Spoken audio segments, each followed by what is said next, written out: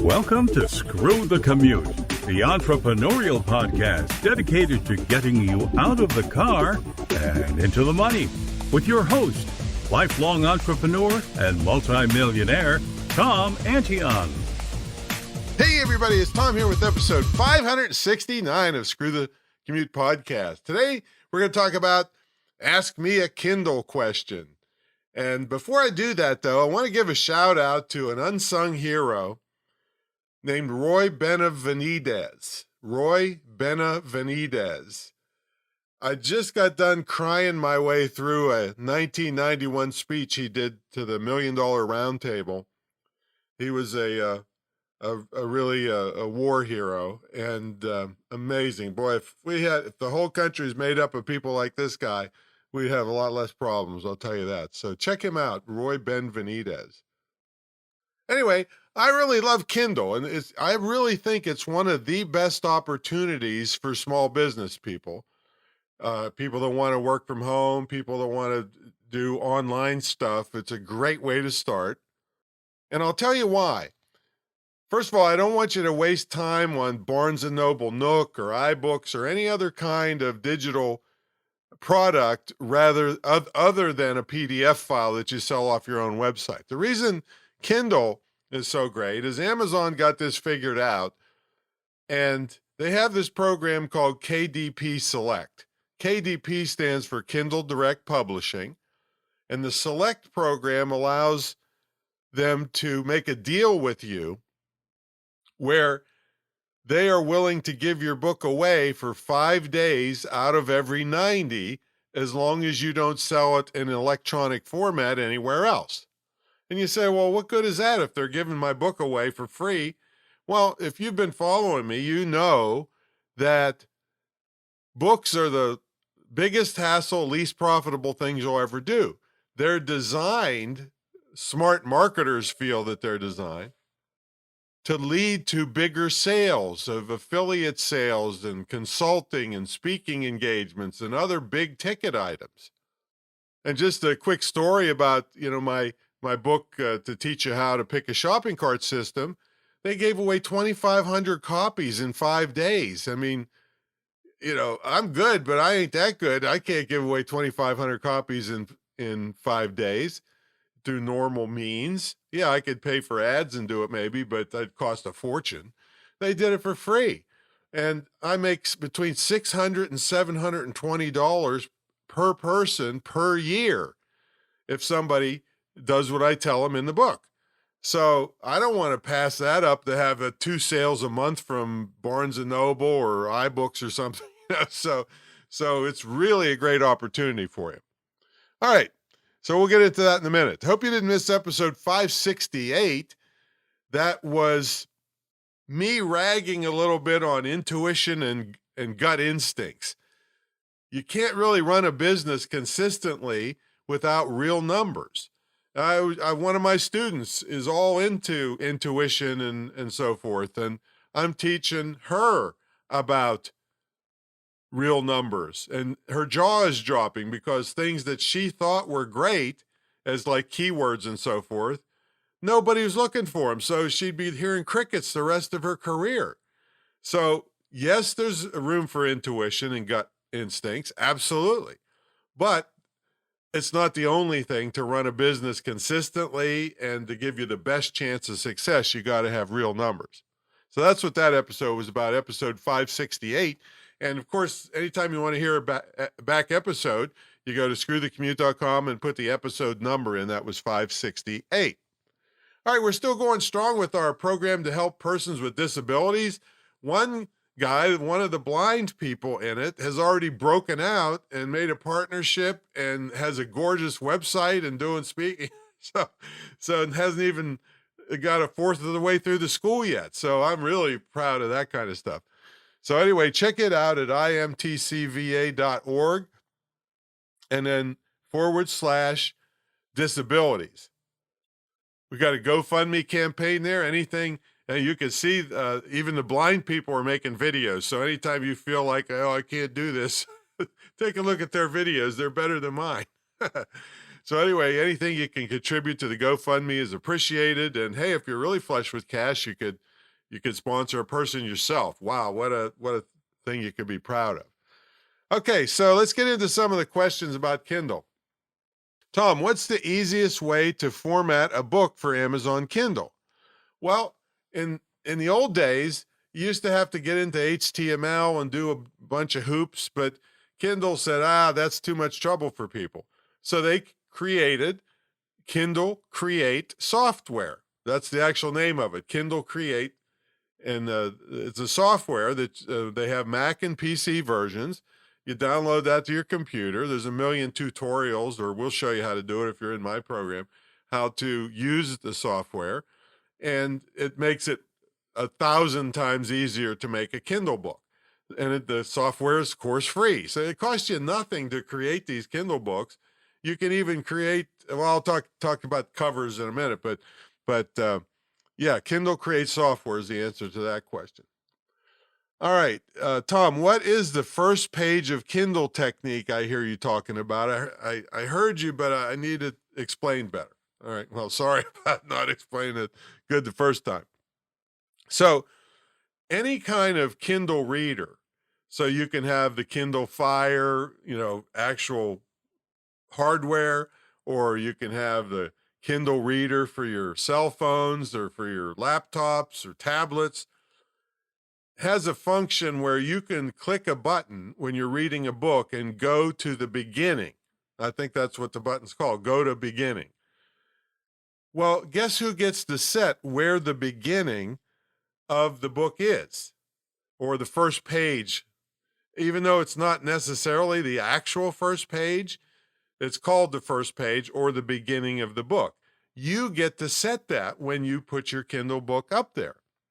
So one of the techniques is you always want to give a freebie in the book where they have to come back to your website to opt in, so you get that person in your database. See, even though I love Kindle, Amazon gets the customer. I don't get the customer's name. I don't get a chance to follow up with them. So anytime you do one of these, you want to put what's called a bounce back to your website where they get some kind of freebie. It could be the audio of the book, or it could be another checklist or another free ebook or whatever you want, as long as it makes sense to them and gets them back there. And you put that near the top of the book. There's several really cool reasons to do this. So right now we're talking about the first page technique. Anytime the person that's reading your book hits go to beginning, you have chosen, or you should have chosen, that page with the freebie as the beginning of your book. That way, it keeps hitting them in the face that they can get a freebie. Let's say they didn't want to go right off the bat to your website. So they read the book and they say, wow, this is really great stuff. And then they remember, or they hit go to the beginning, maybe they want to reread something, and they land on the freebie page again of your book, and then they can click over to your website, opt in, and get their freebie. So that's the one thing. The second reason that you want to have a good freebie at the top of the book is because, or on the first page, technically not the first page, but the first page or the beginning of the book, is because there's a look-in function. If you go to Amazon and pull up a book, at the top of the book, there's a little button that says look in. So they can click the book, and I think the average is about, they show you maybe 10% of the book. But they're going to see then your freebie. So even if they don't buy the book, which, I want them to buy the book, but I'd much rather have them in my database to hear all the other stuff that I have out through the year, so that are usually much bigger money. So they can use the look in function, see part of the book, and see your freebie without even buying the book. So that's why the first page, putting a freebie on the first page or at the beginning of the book, is so critical to your overall success, because they can see it over and over again when they hit the button to go to the beginning. And if they don't buy the book and they happen to use the look in function to check your book out, they can still get the freebie and get in your database. So that's the first page Kindle technique. All right, Tom, how do you pick categories? Well, first of all, there's kind of a balancing act here. You want to pick a category that, of course, makes sense for your book in case people are searching by category. But the other side of that coin is if it's a really popular category, you could get buried really deep in the results and they don't see your book. So you want to balance the category that makes sense for your book but doesn't have as much competition. It gives you a better chance of selling your book. So that's basically how I pick categories. And you get 3 to start. And the next question I got here is, Tom, I heard you can get extra categories to be listed in. Yes, you can. That's really cool. And we go into depth in that in my Kindle Masterclass of the actual instructions on how to do it. But basically, you call them up and say, I'd like to have 7 additional categories. And they say, okay, what do you want? They give them to you. I don't know why this exists or who figured it out, but I think it still exists. I haven't done it for a little while. But yeah, you can call them up and get 7 extra categories, which gives you more exposure. Now, that doesn't mean you should put your book in some obscure thing that doesn't apply to your book because they won't accept it. But it's very easy. You can either email them or call them and get in 7 additional categories for a total of 10 categories. So that just gives more exposure. All right, let's see. Tom, should I import my entire Word document into the Kindle Create software? Well, yes, you should if you want to shoot yourself in the head of frustration. Okay, so actually, no, you shouldn't. You can get away with it if you have 0 graphics in your book. But that doesn't make for a very interesting or high-quality book, now, does it?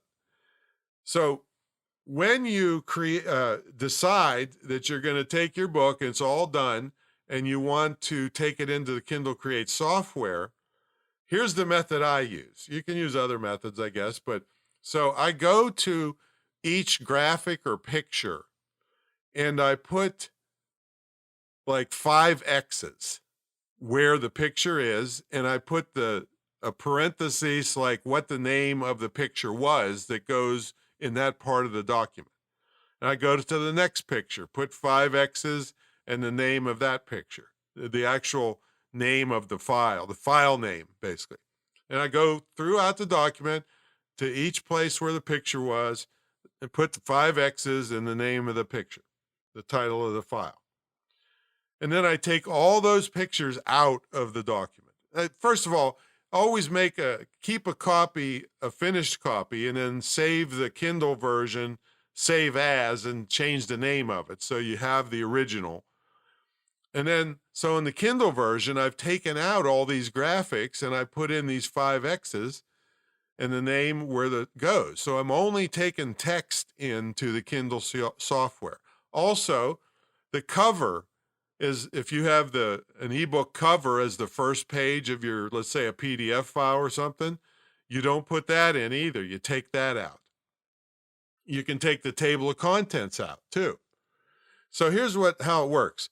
So once you suck in the text into the Kindle Create software, it looks at your headings and subheadings and generates kind of a table of contents for you that's clickable.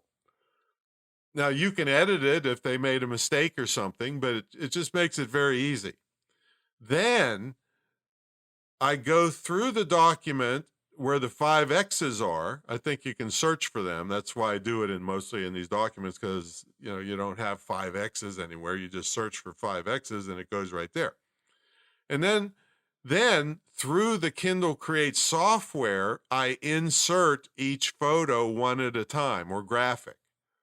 That way you can position it properly. If you just suck it in all at once, yes, the photos will show up, but the thing will look crazy, I'm telling you, and you can't really manipulate and move stuff around if you do it that way. So you separate the photos out, import the text, edit the table of contents, and then put the photos back in one at a time.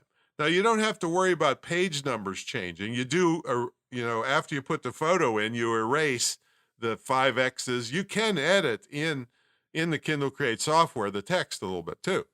So you take out the 5Xs, you take out the parenthesis in the file name, and you insert the photo, and you can move it around and make it bigger, smaller, whatever you want using the Kindle Create software. Then when the book finally ends up as a Kindle, it's going to look right on all the different Kindle readers and so forth. Which, by the way, you can do previews also in the Kindle Create software of what it's going to look on a cell phone and a tablet and a laptop and all that stuff. So that's really great. And then you're also going to put the book cover in separately, not even in the Kindle Create software. The cover goes in when you upload the files that the Kindle Create software has created for you. When you upload them into Amazon, you put the book cover in separately. Okay, so that's the story there. And which brings up, can I create my ebook cover in Kindle software? Well, you can. Kindle has an ebook cover creator for you. However, we don't really use it. My main suggestion, besides having somebody else do it for you, is Canva. Canva has hundreds of book covers that you can simply, even the free version has tons of them. I have the paid version, but I lost track at about 300 different book covers for all different, different styles. And all you have to do is make minor adjustments and change the text and put your name as the author. And there you go. You have a gorgeously designed book cover for free. And then you save it, and then as a JPEG usually, and then you insert it into Amazon for that book. Now, here's one tip on the cover. Never, ever, if you can possibly do it, make a white background for your cover. If you have to have a white background, I want you to put a black border or a colored border or something around the edge. And here's why. If you just make it a white background of your cover, it's going to fade into the background of the web page at Amazon and look really, really crappy. So I want you to go ahead and pull up a bunch of Kindle books and see the ones that made this mistake, and you'll say, oh my goodness, that looks like heck. And so don't do that. If you do have a white background, I had to do it on my Wake 'em Up book, which was, the cover was created years and years and years before Kindle was ever around. And so I had to put a black border around it so that it would stand out as a book cover rather than just a bunch of text and pictures flopped on the web page. So yes, you can do it in Kindle, but don't. I'd say there's much, you can do a much better job of your cover outside, and Canva is the one that I use. All right, let's see. I think I answered this one already. Do I put my Kindle book cover into Kindle Create software? I said no. The book cover is going to be inserted once you upload all the text and graphics files for the main book up to Amazon. Then there's going to be a separate place for you to insert the cover when you're uploading it into KDP, Kindle Direct Publishing, at Amazon. And by the way, my Kindle Masterclass is like 3.5 hours that gives you every single detail. It's inexpensively priced, and it'll save you enormous trouble getting this done. And a lot of you out there listening have books already, and it's just such a nightmare to get it ready for Kindle. And some of you want to go to Fiverr. Well, yeah, Fiverr will slop it together for you, but really, I'm not sure I'd want to, for $5, depend on those people to make do all these things I'm telling you, plus a bunch more that you need to know about Kindle. So check out the Kindle Masterclass at screwthecommute.com/Kindle Masterclass. Notice how creative I am with my page names. Amazing. Anyway, screwthecommute.com/Kindle Masterclass. Okay, so yeah, Kindle is really powerful. There's hundreds of millions of customers a day coming to Amazon, and hey, even if you want your Kindle book to be top of the heap, that's not what this episode's about, but Kindle and Amazon sponsored ads are some of the best bargains on earth. You could be right up there with major, massive authors and have your book right up there when people hit the page as a sponsored ad. So, but a lot of people, sponsored ads, sometimes people look at them askance, but if they're really interested in the topic, they kind of ignore the fact that it's sponsored, and they look at the product, and they'll look at your description, which you need to have a good description for Kindle, just like any other book, and gives you a chance for pennies to get a book sale, which again, like I said, should, if you've created your book smartly, will lead to much bigger sales of other stuff. Also, again, I wanted to remind you to check out Roy Benvenidez. Very inspiring story. He passed away in 1998, but what he did, just amazing. All right, so that's my story. I'm sticking to it. We'll catch you on the next episode. See you later.